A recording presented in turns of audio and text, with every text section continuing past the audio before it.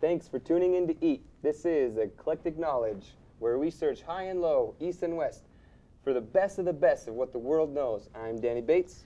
And I'm Karina Sorensen. On today's show, we'll be addressing the residents of this regular-sized city, Provo, Utah. We ask you this eclectic question. Are chain restaurants not giving you the spice of your life that you need? Maybe the reason why you haven't gone out to eat in a while is because you're bored with all of the same restaurants. Now, I understand that there are close to 1 million restaurants in the Provo-Orem area. Imagine if we asked the hungry, the rich, the poor, the students, the parents, all the locals of P-Town what the 4 best places to eat were, and then made a show and showed you all the results. Wouldn't that be incredible? That would be incredible, but can it be done? Yes, it can be done. And fortunately for you, incredible is what we do, especially when it comes to eclectic eating out. That's right. We now go to our very own Eclectic Knowledge on-site host, Alexis Hales. I'm here in Provo with $5 in my pocket. With my budget, I've decided to head to J-Dog's. J-Dog's has been a hit ever since they opened on the corner of 700 East and Little Shack, but since then they've expanded next door for more room. J-Dog's has 100% beef dogs, freshly baked buns, and their special sauce is really what makes them unique. If hot dogs aren't really your style, you should try Sammy's Cafe, which is located on 100 West, just off Center Street. Sammy's is well known for their laid-back, fun atmosphere. They take Polaroids of all their customers and stick them up on the walls. They have sweet potato fries and pie shakes, which include an entire slice of pie in each shake. Sammy's is a really fun place to hang out. They're open late. Sometimes they have live music in the parking lot. It's a really fun place to be. Another great place in Provo, if you're looking to sit down without breaking the bank, is Guru's. Located on Center Street, just east of University, they offer a wide variety of menu items. My personal favorite is the cilantro lime quesadilla. If you're looking for something a little bit classier, you should go to Communal, which is located on 100 North and University Avenue. They offer one of Provo's finest dining experiences, and their menu offers a wide variety of items, all made from locally grown produce and farms. Now that's eclectic. There you have it, the best of the best in Provo, Utah. I suggest you try them out and bring the change that you need in eating out. Coming your way after the break, we have eclectically chosen someone to join us in showing the world a new technology that is keeping it cool in the kitchen and why the cooks love it.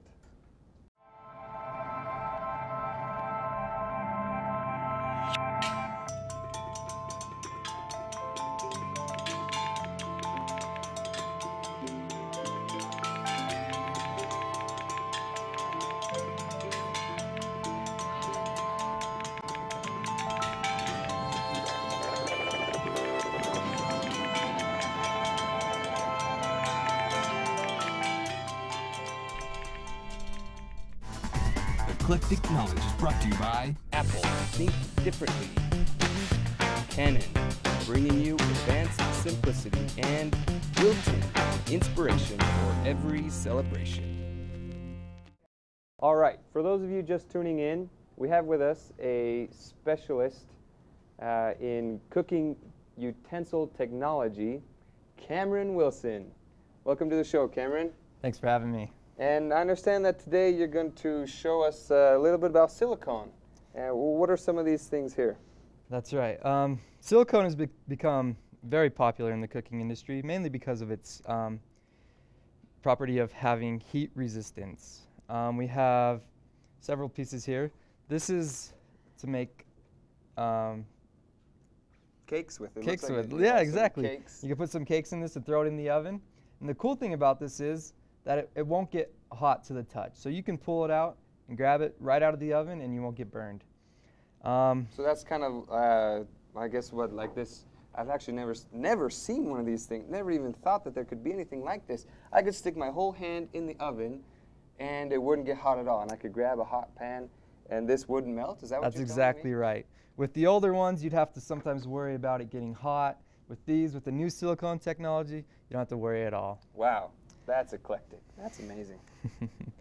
So a couple other things we have is just a basting brush. It's really flexible. You don't have to worry about getting hair on the things that you're doing. And another great property about silicone is that it's really easy to clean. It seems like, we usually have these hard wood handles for all these other cooking utensils, but Man, I wish everybody could feel this because this is really comfortable. I really like it. Well, today I'm actually going to show you how to make silicone.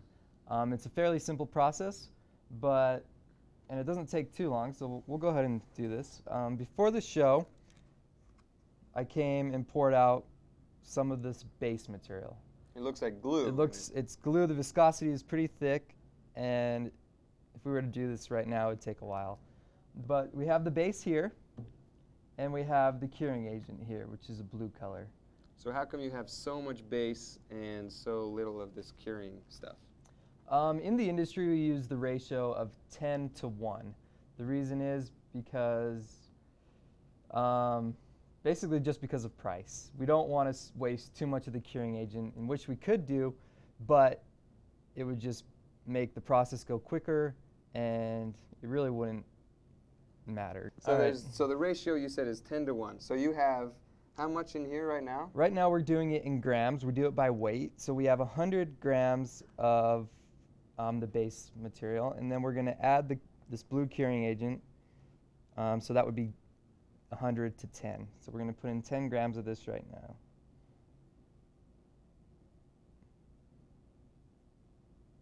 All right, so there's 10.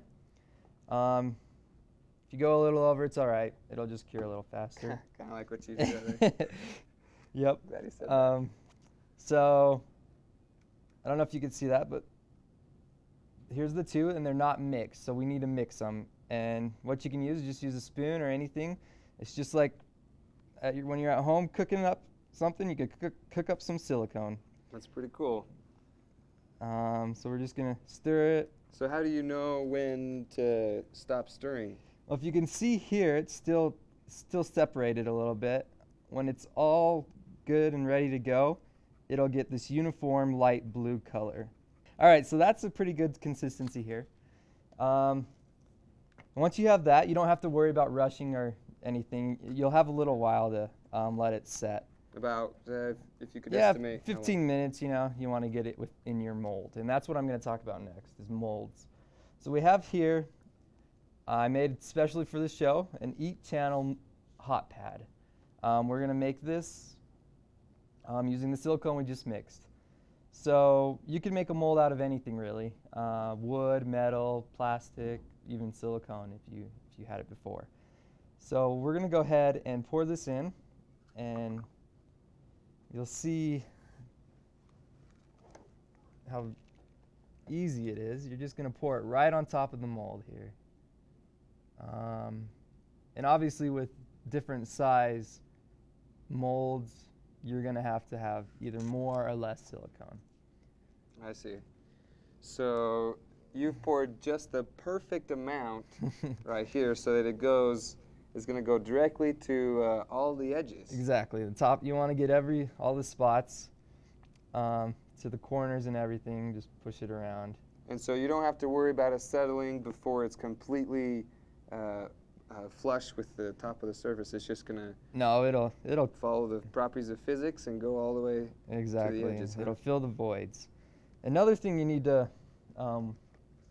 keep in mind is there's a lot of air bubbles. I don't know if you can see those there. In the lab we use a vacuum chamber and we suck all the air out of it. But for here, or even in your home, you can just go ahead and just shake it out of there, and all the air will rise to the top. So I'm just going to go ahead and do that. You'll see the bubbles pop in the top, and so you do that.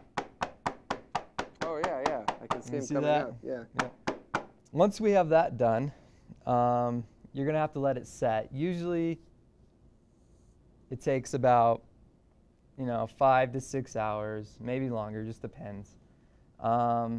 And well, what's going to happen? How are you going to be able to take that out? Isn't it going to be really sticky to the mold? The cool thing about silicone is when it hardens, the agent will make it harden. When it hardens, it becomes a rubbery-like material, just like this, and you can just peel it right out.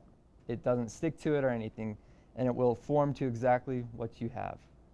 Yep, and that's amazing. When you're all done, this is what you come out with. I went ahead and made this.